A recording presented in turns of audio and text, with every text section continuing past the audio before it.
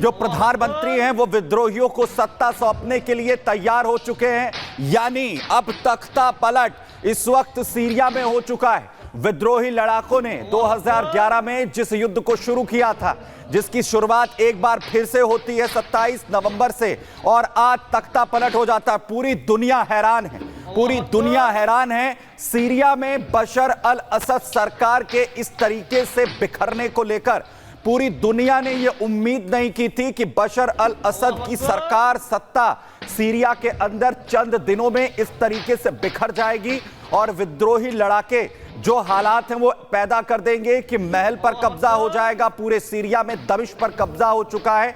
कल ही दमिश्क पर पहले हमले की शुरुआत हाल ही में हुए विद्रोह के साथ हुई थी। पहला ड्रोन अटैक किया गया था डिफेंस बिल्डिंग पर, और उसी के साथ अब दावा ये, क्योंकि जश्न की तस्वीरें सामने आ रही हैं और आज की ये सबसे बड़ी तस्वीर आप देख रहे हैं जो है बशर अल असद के महल की।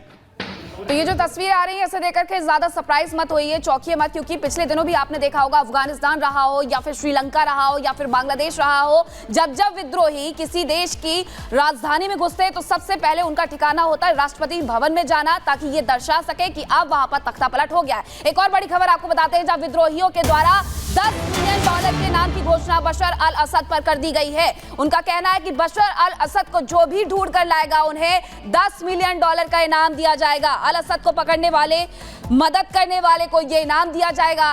राष्ट्रपति असद पर यह नाम घोषित किया गया है विद्रोहियों के द्वारा। आपको बता दें कि इसके पहले हालांकि वो अपना देश छोड़ करके जा चुके हैं। सूत्र ये तक कह रहे हैं, ये तक दावा कर रहे हैं कि उनका विमान जो निकला था दमिश्क से, वो 500 किलोमीटर दूर जाने के बाद रडार से गायब हो जाता है। और इन सब के बीच असद पर $10 मिलियन का इनाम घोषित कर दिया गया है।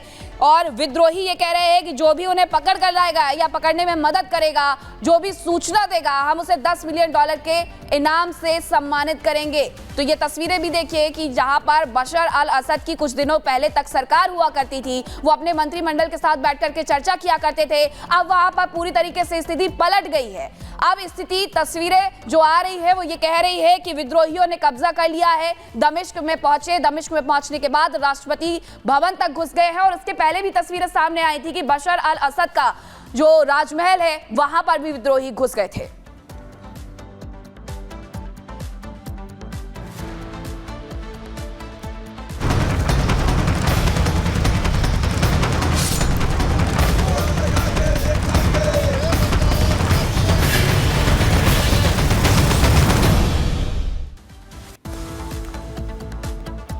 और अब बात करने जा रहे हैं किसान आंदोलन की, क्योंकि किसान शंभू बॉर्डर से दिल्ली कूच करने को लेकर लगातार अड़े हुए हैं। जहां पर बॉर्डर पर संग्राम, और अब क्या होगा इसे लेकर हालात किस तरीके से बनते हुए दिख रहे हैं। और बड़ी अपडेट आपको बताएं, आज भी किसानों की तरफ से दिल्ली कूच का ऐलान किया गया है। किसान आज भी दिल्ली कूच यहां पर करेंगे। किसान नेता पंधेर की तरफ से यह बड़ी बात कही गई थी और आज 101 किसानों को एक बार फिर से कूच का ऐलान यहां पर किया जा रहा है, जहां पर सरवन सिंह पंधेर कह रहे हैं कि एक बार फिर राजधानी दिल्ली की ओर 101 किसान पैदल जाएंगे। सरवन सिंह पंधेर कह रहे हैं कि किसान आज फिर कूच करेंगे। 300 दिन हो गए हमें, हमारी किसी ने भी सुनी नहीं। अमर अनशन पर बैठे हुए खनौरी पर आज 13वां दिन हो गया हमें। तो अब सरकार वार्ता भी कर मसले को निपटाना नहीं चाहती, दिल्ली की ओर भी हमें जाने नहीं देती। हम अपनी स्ट्रगल करेंगे, पूरे देश दुनिया को बताएंगे। ये ट्रैक्टर ट्रॉली का सबसे ज़्यादा हो हल्ला करते थे, सभी ने कहा, अदालतों में जाके कहा। अब उस बात से मुकरे हुए, हमें पैदल भी नहीं जाते। पूरी दुनिया जो कुछ हमारे ऊपर यहाँ ये अटैक करते हैं, जबर करते हैं, हमारे किसानों को जख्मी करते हैं, पूरी दुनिया थू थू कर रही है। हमारी ओर से कोई भी तैयारी नहीं होती। तैयारी तो आगे प्रशासन करता है। हम तो निहत्थे जाने हैं, निहत्थे जाते रहेंगे। डेडलॉक कैसे टूटा जाएगा, डेडलॉक कैसे तोड़ा जाएगा, क्योंकि परेशान सब हो रहे हैं। आप भी परेशान हो रहे हैं, आम जनता भी परेशान हो रही है। हाँ देखिए, जहाँ तक आम जनता में ये भ्रमित किया जा रहा था, रास्ता किसानों ने रोका है। अब लोगों ने देख लिया, पहले भी इन्होंने रोका था, आज भी हम कहते हैं। हमारी छोड़िए, पंजाब हरियाणा की आर्थिकता की देखते हुए लोगों की परेशानी को देखते हुए, पंजाब हरियाणा के व्यापार को देखते हुए, ट्रांसपोर्टरों को देखते हुए आप रास्ता खोलिए। हम तो ऐसा चाहते हैं। डेडलॉक हमारी ओर से नहीं है, हमने अपने दरवाजे खुले रखते हैं। अब सरकार की ओर से डेडलॉक है, उसके बारे में हम कुछ भी टीका टिप्पणी नहीं कर सकते। यही बोल सकते हैं कि सरकार के मन में सत्ता का अहंकार है ना, उनको सत्ता का नशा है। अब इसका हल तो हमारे पास नहीं है। और हमारे साथ हमारे सहयोगी लोमस जुड़ गए हैं। लोमस, सरवन सिंह पंडेर किसान नेता, जिनके द्वारा ये कहा गया कि 101 किसानों का जत्था आज फिर से दिल्ली की तरफ कूच करेगा। क्या कूच कर पाएगा, क्योंकि तैयारियां बेहद की गई हैं?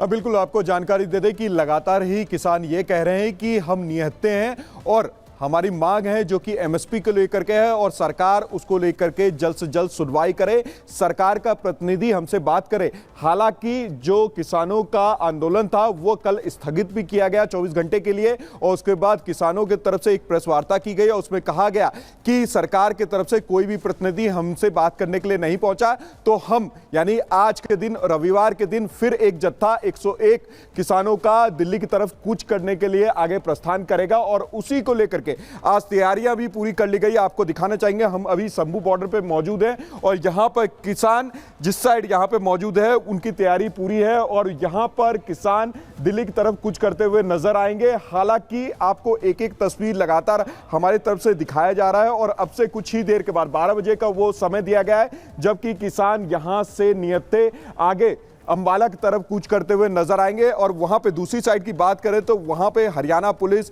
रैपिड एक्शन फोर्स है जो कि किसानों को आपने देखा था कि शुक्रवार को भी रोकते हुए नजर आ रही थी और आज भी वो किसानों को रोकते हुए यहां पे दिखेगी। तो साफ तौर पे आप देख सकते हैं, एक तरफ जहां किसान ये कहते हुए नजर आ रहे हैं कि हमने सरकार को मोहलत दी थी बातचीत करने का और सरकार की तरफ से कोई भी प्रतिनिधि निकल के सामने नहीं आया, हमसे किसी तरह की वार्तालाप नहीं की गई।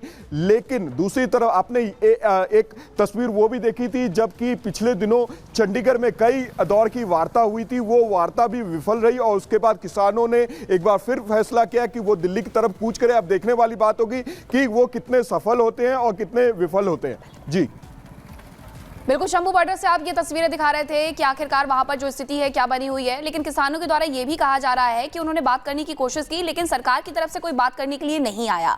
अब ऐसे में तैयारी बड़े स्तर पर की गई है कि किसी भी तरीके से किसानों को आगे नहीं बढ़ने देना है। रणनीति क्या समझ में आ रही है किसानों की तरफ से?